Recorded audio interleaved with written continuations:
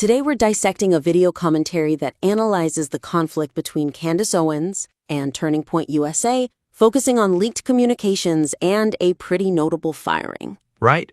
There's some really strong investigative work in this submission, but I think it's currently fighting against its own delivery. How so?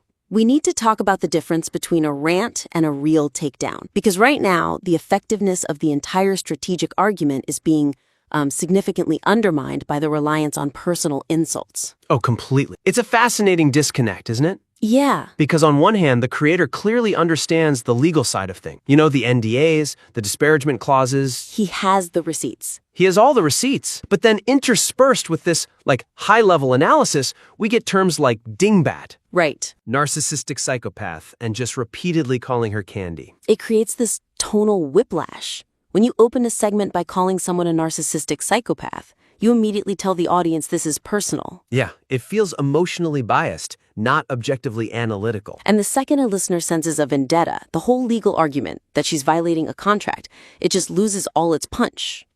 It sounds like mudslinging, not a breach of contract case. Exactly. I wonder if the creator feels that, the name calling is necessary to keep the energy up. There's definitely a YouTube culture where dunking on someone is sort of expected. Maybe, but does that actually serve the goal here? I don't think so. If the goal is to prove that Candace Owens is, say, strategically incompetent or legally exposed, calling her a dingbat actually gives her a defense. It does. It lets her supporters just dismiss the whole thing as another hater video. You lower your status. You go from analyst to just another internet troll. And what's so frustrating is the material doesn't need the insults. Not at all. The behavioral analysis from her own texts is devastating on its own. I mean, look at that text message the host reads where she says, "Were it not for me, Zionists would have successfully staged a hostile takeover." That text is incredible. It's a window into a messianic self-view. Right. So instead of the host saying, she is a narcissistic psychopath, which is, a clinical diagnosis he's not qualified to make. He's not. He should just put that text on screen and say, look at how she sees her own role in history. Frame it as evidence of self-aggrandizement. Let the audience read those words. Hostile takeover, were it not for me. And let them conclude she's a narcissist. It's the difference between telling the audience what to think versus showing them evidence so they can't think anything else. Exactly. When you let the viewer connect the dots, the conclusion sticks so much harder. There's another moment like that with the pop culture metaphor. The Dr. Octopus one? Yeah, from Spider-Man 2. He says she thinks she's more powerful than the sun. It's a funny image, I guess, mocking her as the Riddler or some comic book villain. But it feels so ungrounded. It feels like we're in a movie review, not a political analysis. It kind of trivializes the stakes, doesn't it? If you want to hit hard, wouldn't it be better to frame that arrogance in terms of a strategic error? That is exactly where the critique should go. Rephrase that completely. Okay. Don't say she thinks she's a supervillain. Say she has fundamentally miscalculated her leverage against a major institution. The critique isn't she's crazy. The critique should be she is attacking a donor-backed organization while under a disparagement agreement, and she thinks she's untouchable. That isn't just a character flaw, it's a professional death. And that is so much more compelling than calling her Dingbatman.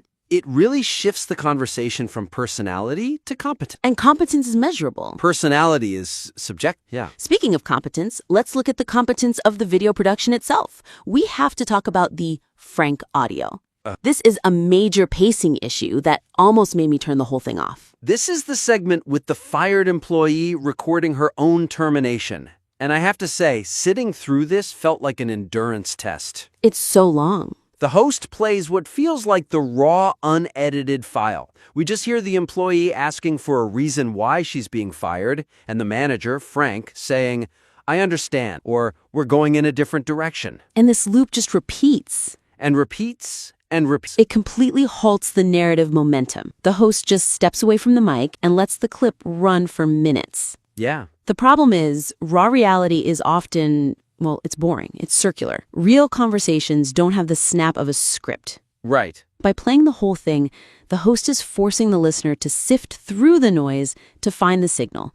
And that's supposed to be the host's job. You know, it actually backfires in a weird way, too. How so? The longer I listen to the employee sounding so desperate and Frank sounding like a broken robot, the more I actually started feeling bad for the employee. I don't think that was the host's intention. No way. The host wants us to see her as unreasonable, but the sheer length of the clip makes it feel like an interrogation. That's a total loss of framing control. If I were producing this, I would take a machete to that audio file. Oh, yeah? We need what I'd call narrative interjection.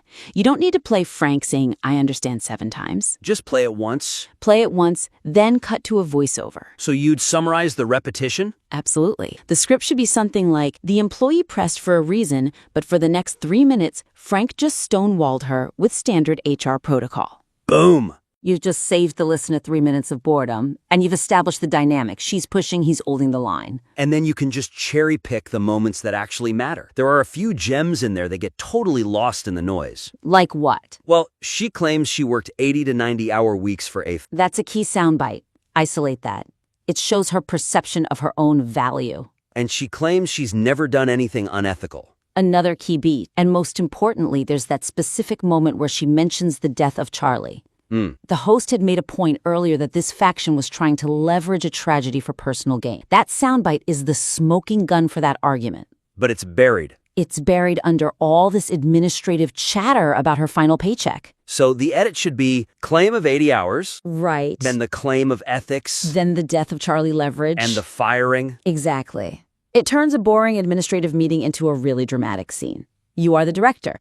You have to direct the audience's attention, not just dump the raw footage on their lap. That actually leads right into the logic of why she was fired. The host uses this recording to make a very specific argument about the employee's character. But I feel like there's a logical gap there. It's a post hoc fallacy, isn't it? Yeah. He argues that because she secretly recorded the firing, it proves Turning Point was right to fire her. He says something like, anyone with a rational brain can see this is someone with nefarious intentions. And he implies that if she's recording this, she must have been doing unethical things all along. That didn't sit right with me either. It's speculation that he's presenting as proof. Totally.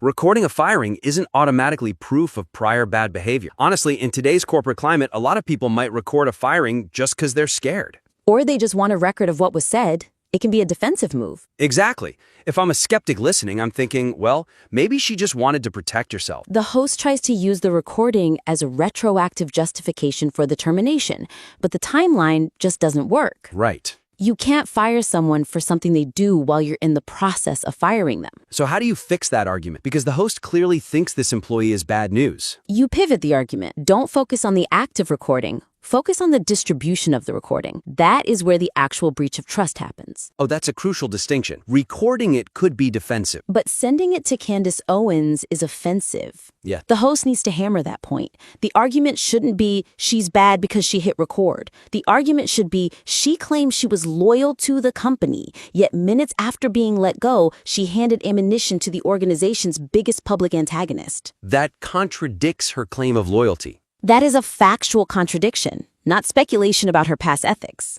And that's much harder to argue against. You know, it would also help if the host explained the corporate side a bit better. What do you mean? He mocks the employee for being shocked that Frank won't give a reason. But Frank is doing exactly what he's supposed to do, right? 100%. In at-will employment, especially in these kinds of orgs, you almost never give a specific reason during termination. It just opens you up to liability. So if the host just explained that Frank isn't being cruel, he's protecting the organization from a lawsuit, it completely diffuses the emotional weight of that video. It makes the employee look naive for expecting a debate, rather than making Frank look like some kind of villain. It neutralizes the whole victimhood. You could even acknowledge the counterargument. Say, sure, she felt desperate because there was no paper trail. Which makes you sound fair. And then you hit them with the pivot. But weaponizing that desperation by running to Candace proves she wasn't a team player. It's about being the adult in the room. When you explain the why behind the corporate moves, you elevate the commentary above simple gossip. Speaking of gossip,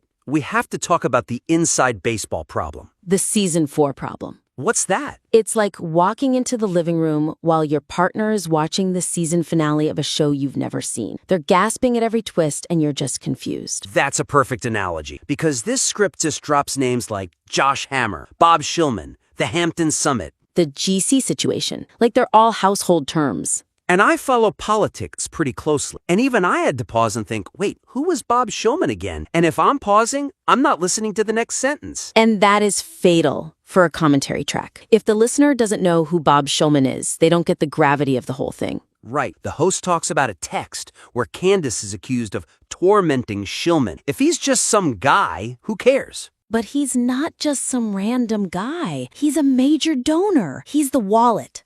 The stakes are entirely financial, but the host never explicitly says. And the fix is so easy, just a quick positive phrase. Like what? Bob Shulman, one of the organization's most significant financial backers. That took 2 seconds to say. But now the audience understands, oh, she's attacking the money. That's why this is a big deal. Same thing for the Hampton Summit.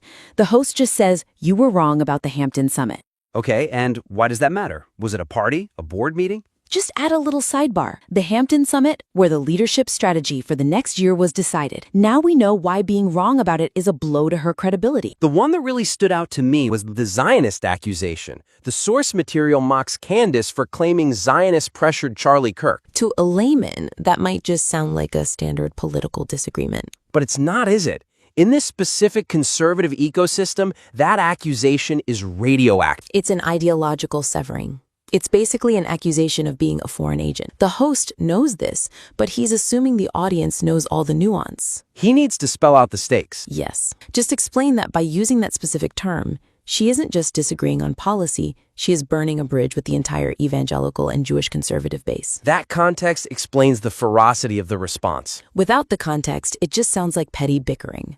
With the context, it's a war for the soul of the movement. It really just comes down to having empathy for the listener. That's the perfect word. You have to realize that not everyone has been refreshing the same Twitter feed for the last 48 hours. You're inviting the listener into your story. Don't gatekeep the context. Give them the keys so they can appreciate the argument you're building. Okay, so we've covered a lot here. We have the tone issues with the insults, The editing issues with the raw audio, the logical gaps in the firing arguments. and the lack of context for all the proper nouns. It sounds like a lot. It does, but the good news is the core of this material is very strong. The creator has done the research. They have the documents. They have the passion. They just need to polish the lens so the viewer can see what they see. Exactly. If they make these changes, this isn't just another YouTube video. It's a real piece of journalism. So let's boil this down. If the creator is listening, what's the checklist for the rewrite? Okay, first, the dingbat rule. Go through your script and delete every single name-calling adjective. If you call her Candy or psychopath, just cut it. And replace those insults with the specific text messages where she aggrandizes herself. Let the evidence do the character assassination for you. It's cleaner and, honestly, it's meaner. Second is the director's cut. Open up that audio file of the firing. Find the 3 sentences that matter. 80 hours, ethics, death of Charlie. And delete everything else. Use your own voice to narrate the repetitive part. Control the pacing. Do not let Frank bore your audience to death. Third, fix that logic bridge. Stop arguing that recording the meeting proves she was a bad employee. It's a weak argument. The strong argument is that sending the recording to an enemy proves she's a traitor to the organization. Focus on the breach of trust, not the method of recording. And finally, the who's who. Assume your listener just walked into the room. When you say Bob Shulman, tell us he's the donor. When you say Josh Hammer, tell us his role. When you bring up Zionism, explain why it's a nuclear trigger in this specific context. Small tweaks, massive impact. You have a great story here about institutional conflict and hubris. Don't let the delivery get in the way of the truth. I really want to see the version of this video where these changes are made. It would be compelling viewing. Absolutely. We would love to see the revision. Please take a pass at the script, tighten up those edits, and submit it back to us. We're ready for round 2. Can't wait. That's it for this critique. Get to editing, and we'll see you next time.